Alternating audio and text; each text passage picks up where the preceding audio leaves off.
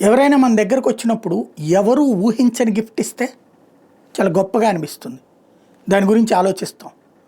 అది ఇక్కడ అంటే అది చూడగానే షాక్ అయ్యేటటువంటి ఒక గిఫ్టుల్ని ఇవ్వడంలో నరేంద్ర మోడీ సిద్ధాస్తుడు. ఏ దేశానికి పోయినా భారతదేశంలో వివిధ రాష్ట్రాల్లో ఉన్నటువంటి ప్రతిష్టాత్మకమైనటువంటి కళాఖండాలు, చేతి వృత్తి కళాకారులు చేసినటువంటి వాటిని ప్రభుత్వం కొనుగోలు చేసి, నరేంద్ర మోడీ కొనుగోలు చేసి దాన్ని ఆయా దేశాలకు గిఫ్ట్గా ఇస్తూ ఉంటారు.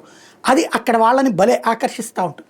కొన్ని చోట్ల ఇప్పుడు ఫర్ ఎగ్జాంపుల్ మొన్న వెళ్ళినటువంటి సందర్భంలో, టొబాగోకి వెళ్ళినటువంటి సందర్భంలో, ట్రినిడాడ్ టొబాగోకి మన స్వర్ణ ఖచ్చితమైనటువంటి దాంట్లో మన ప్రయాగరాజ్ జలాలు తీసుకెళ్ళడం కానీ, అయోధ్యకు సంబంధించినటువంటి నమూనా తీసుకెళ్ళడం కానీ, అట్లాగే తాజాగా అర్జెంటీనా ప్రెసిడెంట్కి వచ్చేటప్పటికి జావియర్ మిలేకి భారతదేశంలో రాజస్థాన్లో తయారు చేసినటువంటి వెండితో తయారైనటువంటి సిల్వర్ లైన్ స్టోన్ బేస్డ్తో ఉన్నటువంటి దాన్ని గిఫ్ట్గా ఇచ్చారు. ఇట్లాంటి ఆయన భలే జాగ్రత్తగా ప్లాన్ చేసి తీసుకెళ్ళిస్తుంటారు.